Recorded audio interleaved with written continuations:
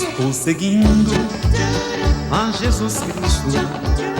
Deste caminho eu não desisto. Estou seguindo a Jesus Cristo. Atrás não volto, não volto não. Atrás o mundo, Jesus à frente. Jesus é o guia onipotente. Atrás o mundo, Jesus à frente. Atrás não volto, não volto não. Me deixarem os pais e amigos.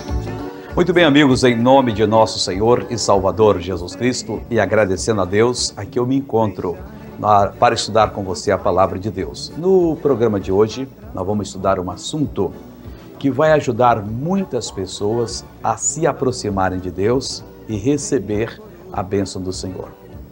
Nós que temos sido tão privilegiados por Deus, Ele tem nos dado, vamos dizer assim, revelações e mais revelações da Sua Palavra.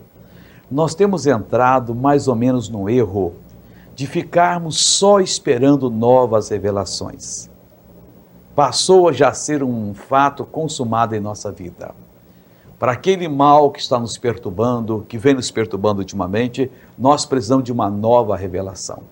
É verdade que Deus tem nos usado, tem nos abençoado, tem nos aberto a palavra e tem nos concedido entendimentos novos dentro da palavra dele. E esses entendimentos têm nos ajudado a vencer as batalhas do dia a dia. Porém, é preciso que se lembre, que se recorde, que muitos dos ensinamentos que Deus nos deu, os quais nós já perdemos, nós esquecemos, deixamos passar, esses ensinamentos têm poder, têm autoridade, têm condição de nos ajudar no dia a dia. É preciso que nós, então, meditemos naquilo que Deus deu para nós. Porque os dons de Deus são irrevogáveis. E o que Deus deu há uma semana, há um mês, há um ano, há 5 anos atrás, se hoje nós avivarmos, vai nos trazer a fé, vai nos trazer aquela certeza, aquele entendimento, e nós poderemos, então, tomar posse da bênção de Deus. A gente fica só esperando uma revelação nova, e Deus tem nos dado, mas estamos perdendo as grandes revelações que Ele nos deu num passado recente ou num passado remoto. No livro da carta de Paulo, 1 aos Coríntios, capítulo 3, no versículo de número 6, o apóstolo chama a atenção do povo cristão daquela época, dizendo o seguinte: eu plantei, Apolo regou, mas Deus deu o crescimento. O apóstolo Paulo disse que ele havia plantado. Isso significa que ele não pregou simplesmente por pregar. A pregação dele consistia no plantar de uma semente. Em Lucas capítulo 8, versículo 11, o próprio Senhor Jesus diz que a semente é a palavra de Deus. Ora, aquelas revelações que você já teve na palavra, quando eu ensinava, ou algum colega meu, ou mesmo você meditando a Bíblia Sagrada, que Deus abriu o entendimento, aquilo ali era uma semente da palavra de Deus, que o Senhor Deus permitiu que se plantasse no seu coração. E toda a semente de Deus, ela traz em si o poder de Deus, que é capaz de lhe curar, de lhe transformar, de fazer você uma nova criatura. Mas o que está errado é o seguinte: o Paulo diz, eu plantei, Apolo regou. O que está errado é que a maioria de nós não temos regado ou permitido que alguém regasse essa semente. Suponhamos que você mora numa casa que tenha um bom terreno de quintal. E você é uma pessoa que gosta de fazer alguns trabalhos em casa, o tempo está propício, você pega então uma enxada, um enxadão, vai lá para o quintal, começa a cavucar a terra, fofar, depois prepara direitinho, compra adubo natural ou químico, espalha naquele canteiro, faz alguns canteiros, vai à casa que vende sementes de hortaliças e você compra a semente da melhor qualidade. Aquela que plantando, ela vai nascer, vai produzir. E você vai e semeia na sua horta. Você fica tão feliz. Terminou o dia cansado, canteiro preparado, tudo semeado, você levanta as mãos e agradece a Deus, você vai ter uma boa horta. Mas no dia seguinte você não faz nada. Semana seguinte você não está fazendo nada. Meu irmão, você não terá horta. A horta, ela exige um trabalho contínuo, constante. Pela manhã se rega, à tarde faz-se a mesma coisa. No outro dia faz o mesmo.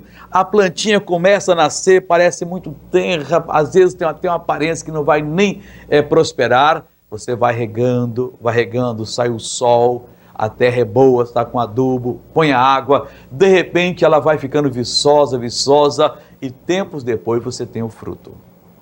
É a mesma coisa que a gente tem que fazer com a palavra de Deus, mas nós não fazemos. A gente pega a palavra, plantamos a palavra, ou alguém planta em nosso coração, olha, não é uma semente qualquer. Toda palavra que sair da minha boca, diz o Senhor Deus, não voltará para mim vazia. Jesus disse que ela é uma semente, quer dizer, é uma semente produtiva e da melhor qualidade. Mas nós recebemos essa semente e não fazemos mais nada. O Paulo diz, eu plantei, o Apolo regou. E Deus, ele falou aqui, e Deus deu o crescimento. Mas Deus deu o crescimento. Entenda bem. Aquilo que Deus tem colocado no seu coração é suficiente para resolver qualquer parada, qualquer crise, qualquer investida do inimigo. Onde ele está lhe atacando? Na sua vida moral, na sua vida conjugal, na sua saúde, nas suas finanças. Não é pequeno o número de cristãos que está passando problemas financeiros. Alguns estão falindo, outros estão todos endividados, outros estão sem poder arcar com os compromissos normais da vida, família está comendo menos, com menos qualidade, isso vai resultar em prejuízo, mais na frente problema de saúde. Mas o que eu vou fazer? Não, você tem que fazer. A Bíblia tem a semente da cura, da santificação, da prosperidade. A Bíblia Sagrada é a palavra de Deus e a palavra de Deus é a semente que você tem de Deus que vai produzir em você uma colheita poderosa. Mas o Paulo diz, eu plantei, o Apolo regou. Eu pergunto a você, você tem feito isso? Você tem regado essa semente? Regar significa meditar. Você tem que regar, meditar. Aí Romanos, capítulo 10, versículo 17 diz, a fé vem pelo ouvir a palavra de Deus. Quer dizer, você vai meditando, vai recitando em voz alta, vai ouvindo, vai prestando atenção, vai entendendo, vai assumindo aquele entendimento. De repente surge dentro de você uma certeza, uma convicção. É isso que a Bíblia chama de fé. Você vai então regando. Você vai ouvindo. Você vai meditando. Isso é regar. Fazendo isso, de repente, você torna-se numa pessoa a quem o diabo não pode oprimir. Vamos para o Salmo primeiro na palavra de Deus. O Salmo de número 1 é um salmo que deve ser colocado no coração de cada pessoa, porque ele traz aqui o início de uma vida poderosa que Deus pode fazer com qualquer pessoa. Ele diz o seguinte, ele começa assim, bem-aventurado o varão, a pessoa, né? Homem no sentido genérico aqui. O varão que não anda segundo o conselho dos ímpios, que não se detém no caminho dos pecadores, nem se assenta na roda dos escarnecedores. A maioria do povo de Deus conhece isso, missionário, de cor e salteado. Para ser bem-aventurado, eu tenho que nunca andar no conselho dos ímpios, nunca me deter no caminho dos pecadores, nunca me assentar na roda dos escarnecedores. Tudo bem você bem-sucedido? Não, senhor. São duas condições para uma pessoa ser bem-sucedido. A primeira condição é tripla, nós já ouvimos aí. Bem-aventurado o varão que não anda segundo o conselho dos ímpios, nem se detém na roda dos escarnecedores, nem se detém no caminho dos pecadores, nem se assenta na roda dos escarnecedores. Primeira condição, tripla. Cumpriu? Ainda falta mais um pouco. Diz assim, antes, ao contrário, tem o seu prazer na lei do Senhor. Então, aqui tem uma condição dupla. Tem o seu prazer na lei do Senhor e na sua lei medita de dia e de noite. Aqui está explicado por que há cristãos que fracassam. Aqui está explicado por que há pessoas que estão dando cabeçadas na vida, tropeçando na vida. Exatamente porque eles não cumprem as duas condições. Ou se cumprem, cumprem uma só. A primeira tripla. A pessoa anda segundo o conselho dos ímpios, se detém no caminho dos pecadores, se assenta na roda dos escarnecedores. Não, missionário, isso eu não faço. Antes. Agora é dupla a segunda condição. Tem o seu prazer na lei do Senhor. A sua satisfação está em quê? Numa viagem? Num jogo de futebol? Num negócio bem feito que você faz? Em que é que está a sua satisfação? Na comida que coloca na mesa, que você nunca viu coisa igual e come como se fosse um louco? Na sua esposa, que é carinhosa? No seu marido, que é um cidadão que você gosta? É ali que está o seu prazer? O seu prazer está na formação dos seus filhos? No casamento da sua filha? No vestido que a senhora comprou? No automóvel que o senhor comprou? Na viagem à Disney que o senhor está planejando? Esse é o seu prazer? Se for, você não será bem-sucedido. Você pode ter todas essas coisas. Pode ir para a Disney 4 vezes por ano. Mas você tem que ter o seu prazer na lei do Senhor, na palavra do Senhor. Se você tiver o seu prazer, você então já está cumprindo a segunda exigência pela metade. Ainda falta outra parte. E na sua lei, medita de dia e de noite. Queridos, vamos entender uma coisa aqui. Quando a pessoa começa a meditar na lei de Deus, ela tira tempo. Isso diariamente, ler a sua Bíblia, a palavra de Deus fala isso aqui é isso, e vai meditando, sabe o que acontece? O seu entendimento vai se iluminando, a sua alma vai se enriquecendo, vai surgindo do interior dela uma certeza, uma convicção de que aquela bênção é dela, que lhe pertence. E esta pessoa passa a ser uma pessoa mais que vitoriosa. No abrir e fechar de olhos, esta pessoa passa a ter vitória em sua vida. Ela passa a ser bem-sucedida. Você está entendendo? O Paulo plantou, o Apolo regou. O Apolo olhou e disse, não adianta, o plantador foi bom, Paulo sabe escolher a terra, sabe preparar, sabe plantar na época certa, mas se não tiver alguém que regue, essa planta vai se perder. A senhora orou tanto pelo seu marido, queria que ele se convertesse. Ele converteu-se. E a senhora parou de orar. A senhora parou agora de regar com as suas orações e com a boa palavra. Insistiu tanto com aquela vizinha que fosse à igreja. Ela foi uma vez, 2, 3, já estava até indo já com vontade. Aí a senhora diz, bom, agora é que ela vá por si. Não, ela ainda não foi salva, não foi batizada com o Espírito Santo. Mesma coisa do seu filho. E sempre nós temos que regar, esse é o nosso trabalho. Encontramos com alguém, vamos regar aquela palavra. Vamos colocar a água da vida, porque é esta, que é a palavra de Deus, né, é que vai fazer a semente produzir. Nós estamos vendo então que é muito importante a pessoa meditar na palavra de Deus. No Salmo 39, versículo de número 3, o salmista aqui, ele diz o seguinte, deixa eu ler o versículo 1 até o 3, só para você ter um vislumbre do que eu vou falar. E não é a mensagem 1 e 2, não vou comentar profundamente, é uma linda mensagem, diz assim, eu disse, guardarei os meus caminhos para não delinquir com a minha língua. O salmista então viu que a pessoa passa a ser um delinquente, um errado, quando ela usa a palavra de maneira errada. E ele viu a coisa tão séria que ele tomou uma decisão, eu vou guardar guardarei os meus caminhos para não delinquir com a minha língua. E ele fez mais, enfrearei a minha boca enquanto o ímpio estiver diante de mim. Aí ele errou. Enquanto o ímpio estiver diante de nós não podemos colocar um freio na nossa boca, nós temos que falar a verdade. A verdade sempre deve ser dita.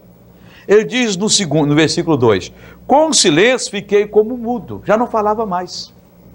Ele viu o mal, não condenava, o mal estava vindo, não, eu sou de Deus, ele não vai tocar em mim. Mas não falava nada, só pensava. Calava-me acerca do bem, olha o erro dele aí. Calava-me mesmo acerca do bem, da palavra de Deus, não pode se calar, tem que falar. Mas a minha dor se agravou. A pessoa que se cala acerca do bem, a dor dela se agrava. Você está entendendo? O mal está soprando, está vindo contra você, não se cale. Levante-se, enfrente-o e paralise a ação dele em nome de Jesus. Versículo 3. Incendeu-se dentro de mim o meu coração. Enquanto eu meditava, se acendeu um fogo. Aqui que está o segredo. Quer dizer, ele começou a buscar a razão, por que está acontecendo, por que está acontecendo. De repente, ao meditar, mas a Bíblia diz isso, tal, acendeu-se um fogo. Então falei com a minha boca e disse, meu irmão, vamos regar a semente. Passe a meditar naquilo que Deus iluminou para você. Quando Deus lhe abriu a palavra, lhe ensinou alguma coisa, ali não era o fim, ali era o início de uma vida vitoriosa. Então comece a regar, meditar, meditar, meditar. Um fogo vai acender-se dentro de você e você então terá condição de falar com a sua boca e derrotar esse mal. Vamos para o Salmo de número 119, é o maior salmo da Bíblia Sagrada. Ainda sobre meditar na palavra de Deus. O Salmo de número 119, no seu versículo 15, ele diz assim, em teus preceitos meditarei e olharei para os teus caminhos. Preceitos são regras de procedimento. Vamos dizer assim, é doutrina. A gente olha para a palavra de Deus, ela tem estatutos, a palavra de Deus tem testemunhos, tem preceitos. E quando a gente vê os preceitos, nós devemos então, como falou aqui o Davi, em teus preceitos meditarei. Por que Deus colocou essa regra de conduta? Por exemplo, o Senhor Jesus disse, se alguém te ferir na face, oferece o outro lado. Se alguém obrigar você a caminhar 1 milha, vai com ele 2. Dá todo o que te pede. Não, a gente não deve guardar ódio no coração. Devemos alegrar como somos perseguidos. Mas é uma coisa dura, né? O cidadão vem, me dá um tapa do lado, e eu banco o mariquinha e dou para ele a outra face, ele mete a mão com mais força, aí eu dou outra face. É a vida toda isso? O cidadão me obriga a caminhar 1 milha com ele, eu vou caminho 2. Por que Deus está falando isso? O que Deus está... o Senhor Jesus falou? Esse porquê, eu acho que a melhor coisa na vida de uma pessoa é quando ela começa a questionar. Por quê? Tudo tem uma explicação. Por que Deus disse na Bíblia Sagrada que o Filho de Deus não deve casar-se, fazer sociedade de qualquer maneira com uma pessoa que não é filha de Deus? Por quê? Por que a Bíblia Sagrada fala isso, fala aquilo outro, tal? A gente não deve aceitar as coisas, vamos dizer assim, empurradas de goela abaixo. Não, há uma explicação. E eu tenho o direito de saber a explicação. E Deus quer que você saiba. Deus não quer que ninguém o sirva por obrigação. Deus não quer que ninguém o sirva porque é obrigado. Se não for, vai para o inferno. Não, não. Ele quer que a pessoa sirva a Ele bem aberto. As religiões do mundo falam ao contrário. Na feitiçaria, se a pessoa questiona, o guia, está duvidando de mim? Quebra a perna, enlouquece. A pessoa vai ali por medo. A maioria das pessoas que frequentam os terreiros de macumba o frequentam por medo. Há outras religiões, no mundo atual, que se a pessoa converter-se, se a pessoa levantar a mão para Jesus, ela é perseguida. Um pastor contou-me, há uns meses atrás, ele foi a Jerusalém convidado por Morris Cerullo, um grande pregador americano, numa cruzada em Jerusalém, uma reunião bonita. Esse missionário, os judeus ortodoxos entraram no prédio aos berros, perturbando a reunião, mas são terríveis eles. Tem país que, se converter no islamismo, a pessoa, no mínimo, é expulsa de casa se não for condenada à morte. Então as pessoas têm medo, elas ameaçam, levam a coisa na base da espada. E a Bíblia Sagrada fala ao contrário.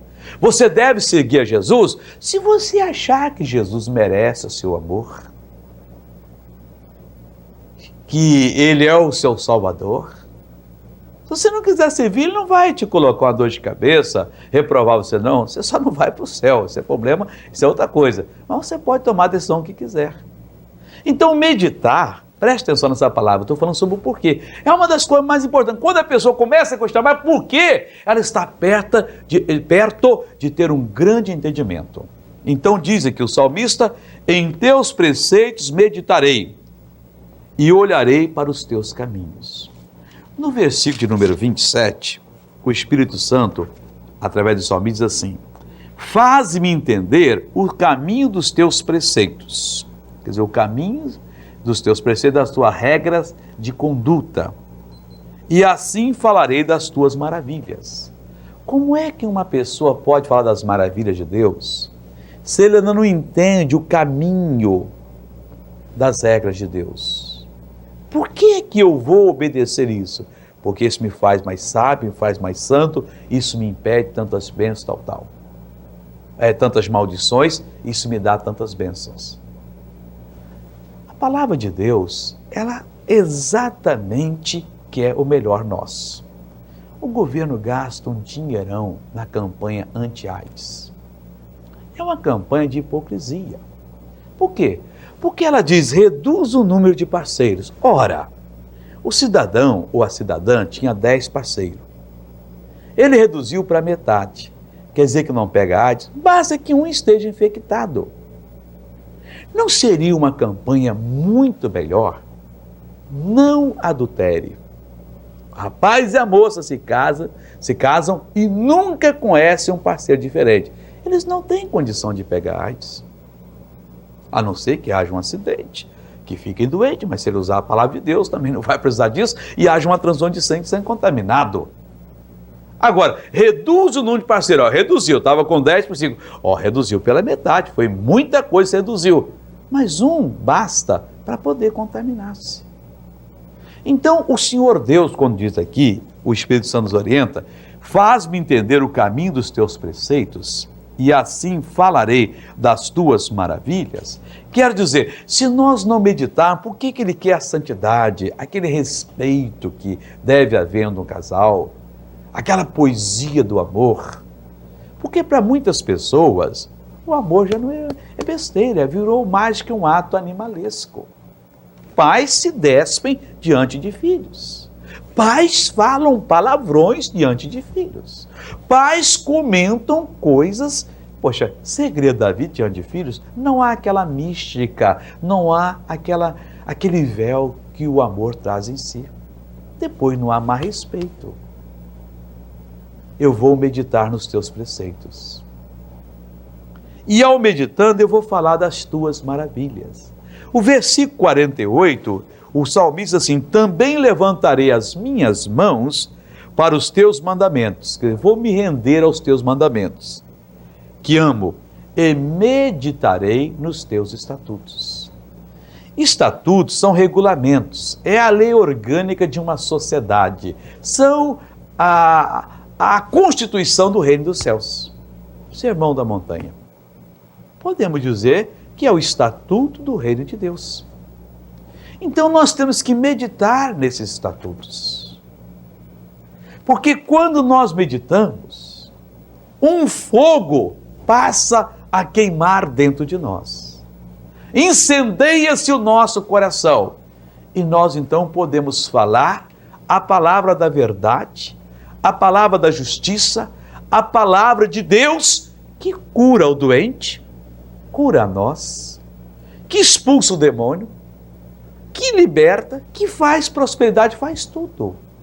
Meu irmão, nós fomos tirados do reino das trevas para o reino de Deus. Mas a maioria sequer de cristãos leu o Sermão da Montanha. A maioria sequer meditou em um versículo do Sermão da Montanha.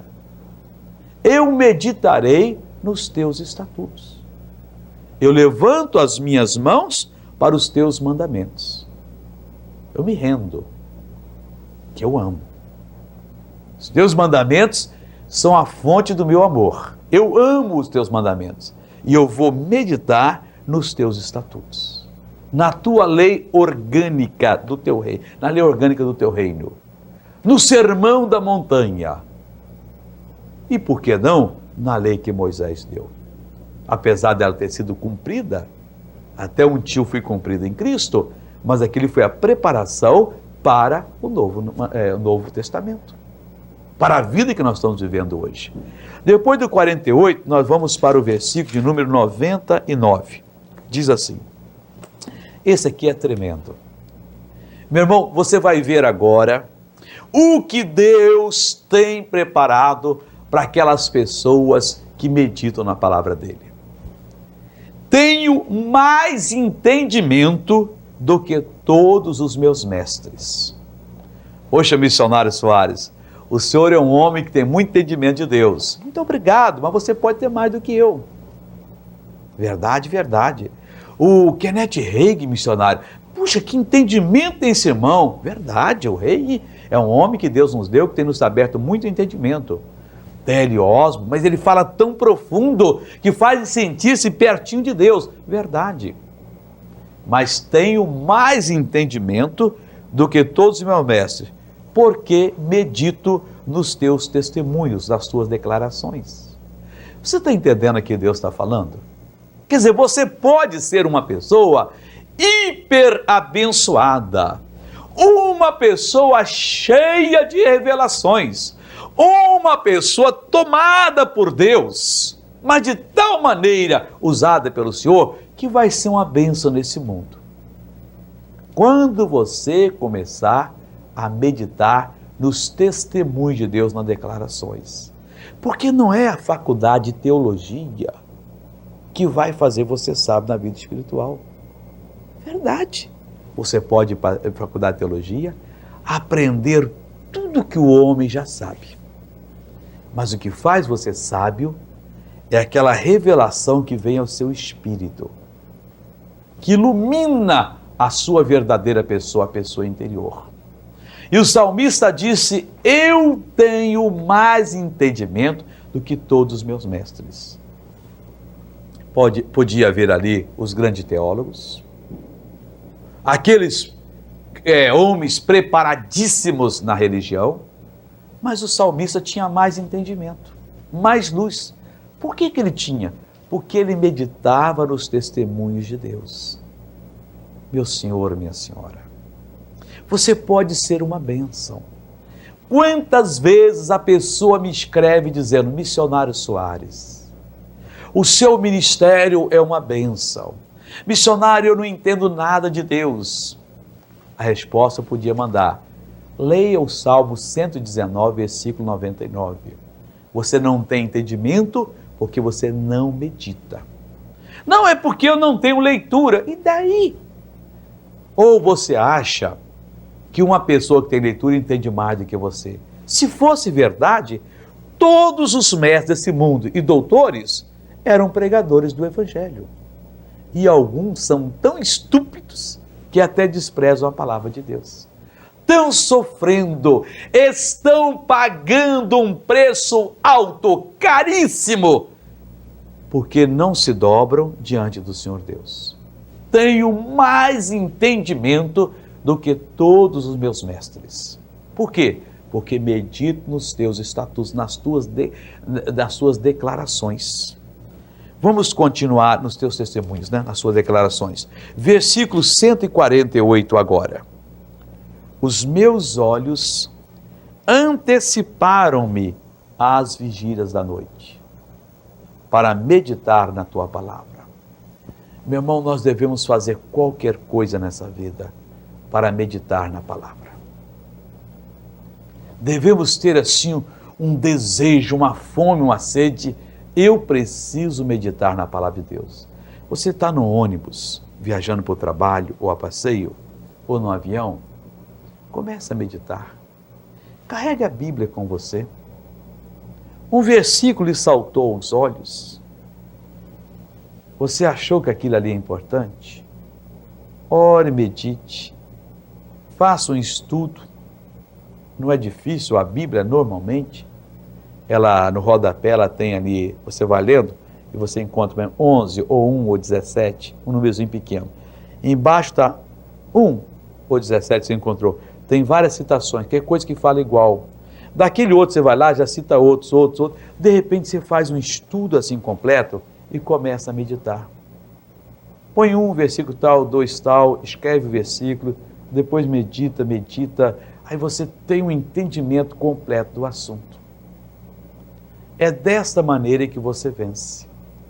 O apóstolo Paulo tinha um jovem que ele tinha um maior apreço por esse jovem. Era um pregador, um homem sincero, um homem honesto diante de Deus. E o apóstolo Paulo escreveu a ele, está lá na carta de Paulo a Timóteo, 1 Timóteo 4,15, e o apóstolo Paulo foi e ensinou para ele exatamente o que ele deveria fazer. Logicamente, que ele andando do lado de Paulo, passou pelo melhor seminário do mundo. O melhor seminário do mundo não é aquele colégio onde os professores se reúnem diariamente, no horário tal, e dão aulas, e aulas boas, não. O melhor seminário do mundo é quando você tem oportunidade de andar com uma pessoa que anda com Deus. Porque às vezes aquele professor, que é um homem muito culto, que escreve muito bem, é um grande pecador e muitas vezes um verdadeiro safado. Eu acredito, eu concordo, essa palavra é forte, mas eu acho que é isso, uma pessoa que diz que é de Deus, não vive a palavra de Deus e ensina só por motivos econômicos, enganando a pessoa, levando a pessoa numas atitudes que ela vai se dar mal na vida. Eu acho o seguinte, que a pessoa que é de Deus, ela tem a obrigação de ser santa, ser honesta e ser uma pessoa amorosa. Eu acho mais, vou falar de pregador agora, se o pregador não é santo, não é honesto e não tem amor pelas almas, ele devia pedir demissão do seu cargo. Ele não deveria continuar pregando. Essas 3 qualidades, no mínimo, a pessoa tem que ter. Tem que ser santo, tem que ser honesto e tem que ser uma pessoa cheia de amor. Então, quando você anda do lado de um homem que é santo, honesto, cheio de amor, e ele lhe transmite os conhecimentos que ele tem de Deus, meu irmão, isto é a maior riqueza que uma pessoa pode ter. Porque ele não fala uma coisa teórica, ele não fala alguma coisa que é norma de uma religião. Não, o que ele fala é aquilo que ele aprendeu com Deus. Josué andou com Moisés. Moisés fez de Josué um verdadeiro sucessor dele. Não foi o filho de Moisés que o sucedeu, foi Josué, que não era filho dele. Eliseu andou com Elias, e Elias o fez um verdadeiro sucessor. Outros podiam citar outros exemplos. Nós temos aqui agora Paulo dizendo a Timóteo: medita estas coisas. Meu irmão, minha irmã, se não se falasse mais nada, seria o bastante. O Paulo plantou, o Apolo regou. O que Paulo está dizendo, Timóteo, eu plantei coisas no seu coração. Eu lhe traduzi a palavra de Deus. Medita nestas coisas. Eu não falei por acaso, eu não joguei conversa fora. Eu não tenho trazido para você um recado qualquer, eu lhe plantei a boa semente. Agora, Timóteo, medita. Lembra do que eu lhe ensinei e começa a meditar. Medita essas coisas, ocupa-te nelas. Gaste o seu tempo. Ao invés de ficar aí tentando fazer uma poesia, pode fazer poesia, Timóteo, não é pecado. Ao invés de tentar compor um hino, pode compor hino que não é pecado, Timóteo. Ao invés de ficar aí observando a natureza, pode observar que não é pecado, Timóteo. Mas ocupe-te nessas coisas, naquilo que eu ensinei a você, medite e ocupe-se nelas. Não fique agora aí, medita essas coisas e ocupa-te nelas. Não fica perdendo o seu tempo com a porção de coisa. Como tem pessoas que perdem o tempo? Filhos de Deus. Eu sei de gente que compra uma revista de quadrinhos, uma de palavras cruzadas, e gasta quase um dia porque essa palavra aqui me falta, e consegue, puxa vida só, eu consegui, tá bom, ninguém é contra uma diversão cultural, uma diversão social, um passeio, não estou só contra essas coisas, mas a pessoa não gasta o mesmo tempo com a palavra de Deus que gasta naquelas outras coisas. O Paulo diz, Timóteo, em outras palavras, lembra do Salmo 1. Só será bem sucedido aquelas duas condições. Quem não anda no caminho dos ímpios, não se detém na roda dos pecadores, nem se assenta na roda no caminho dos pecadores, nem se assenta na mesa dos escarnecedores. Antes, tem o seu prazer na lei do Senhor e nela medite de dia e de noite. Timóteo, medita essas coisas, ocupa-te nelas. Para quê? Para que o teu aproveitamento seja manifesto a todos. Se você não fizer isso, meu irmão, o seu sucesso, o seu progresso não vai ser manifesto a ninguém, nem a você. Então Deus quer que nós tenhamos sucesso? Claro que Deus quer que nós tenhamos sucessos. Sucesso completo. Deus não quer que você viva na miséria que você vivia até aceitar o Evangelho. Não, missionário, pode ser que não é vontade de Deus. Você porque não medita na palavra. A palavra fala sobre isso. Quando Deus diz, trazei todo o dízimo à casa do Senhor. Isso é o mandamento. Isso aí faz parte dos estatutos de Deus. Isso é um preceito. É uma regra de conduta. Você tem que trazer o seu dízimo e entregar. Mas por que Deus pede que eu tire 10% da minha renda? O meu campo produziu 1000 sacas de soja. Senha de Deus? Poxa, mas 10%? 10% é de Deus. Eu estou tirando 300 litros de leite por dia, 30 são de Deus. Mas vai fazer falta? Vai, mas claro que vai fazer falta. Porque você não medita nos preceitos de Deus. Você não, ao não meditar nos preceitos de Deus, o que acontece? O que nós vimos lá no Salmo de número 119? Quando a pessoa medita nos preceitos de Deus, ela fica uma pessoa sábia. Vamos pegar o Salmo 119 aqui. Ela entende os caminhos. Faz-me entender o caminho, 48, melhor dizendo.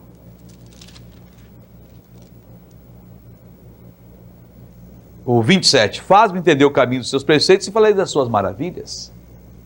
Quer dizer, Deus deu o preceito, Deus deu o mandamento, Deus disse, é assim que se faz, agora Deus eu preciso. Como é que eu vou entender? Meditando. Aí você vai contar como os outros. Poxa, ser dizimista é uma beleza. Porque aquilo que se dá para Deus, Deus devolve multiplicado. Eu só tenho que louvar a Deus. Oh, glória a Deus, eu estou prosperando. Mas se você não meditar, não adianta. Timóteo, medita essas coisas, Timóteo. O Paulo diz para ele, medita essas coisas, ocupa-te nelas, para que o teu progresso seja manifesto a todos. E se você não meditar, o seu progresso não virá.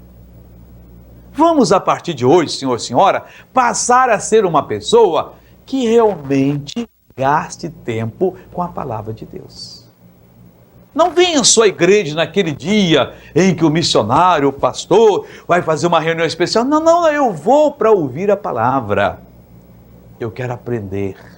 E aprendendo eu quero meditar. Sai da igreja, família, marido, mulher e filho, chega em casa. O que o pastor falou hoje? Pega uma Bíblia de novo, falou isso. Mas eu não entendi esse ponto. Alguém entendeu, mas isso é isso. Podem meditar junto? Podem. Então tem que fazer isso? Tem que fazer. Mas se não acontecer, mas vai acontecer. Quer dizer, a pessoa então passa a ser uma pessoa que vai se iluminando. Ela então vai determinando, vai mandando mal embora. Depois o progresso dela é conhecido de todos. Vem o parente e escuta. Você não tinha aquele problema de ir ao médico todo mês? Tinha. E mudou de médico? Acertou? Mudei. Me dá um endereço desse médico, eu também quero acertar para eu ser curada. A palavra de Deus. Você não estava endividado, saiu da dívida, saí, ganhou da loteria? Não, eu tive um outro prêmio maior. Mas que prêmio é esse? Eu descobri a palavra de Deus. A pessoa me rejeita, vem com assunto religioso. Não, isso não é religião. A palavra de Deus é isso. Todo mundo vai saber do seu progresso. E vão querer. Amém? Eu vou agora orar. Preste atenção. Eu vou invocar o meu Deus agora. E vou, em nome de Jesus, virar para um lado, virar para o outro, você fica acordado. Porque nós vamos virar a sua vida completamente agora. Tá bom? Então preste atenção em nome do Senhor Jesus. Eu vou colocar aqui a minha mão. Venha, coloque a sua mão juntamente com a minha. Curve a sua cabeça. Feche os seus olhos. E chegou a hora de nós mandarmos o mal embora. Oremos agora com toda aquela fé, com toda aquela certeza, em nome do Senhor Jesus de Nazaré. Nosso Deus e nosso Pai, estamos agora em Tua presença. Estamos diante de Ti.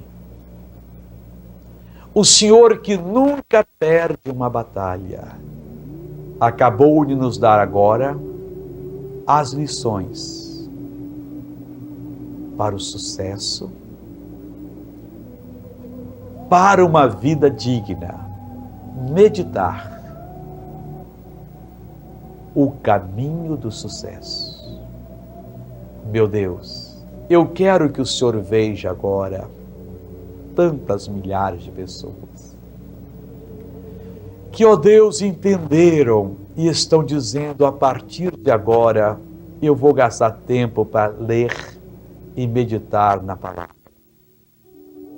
Meu Deus, eu poderia ter dado outros versículos, O Senhor disse a Josué que se ele meditasse, ele seria próspero, bem-sucedido. Mas o que eu dei já foi o bastante. E há muita gente dizendo, eu vou meditar. Ajude essa pessoa.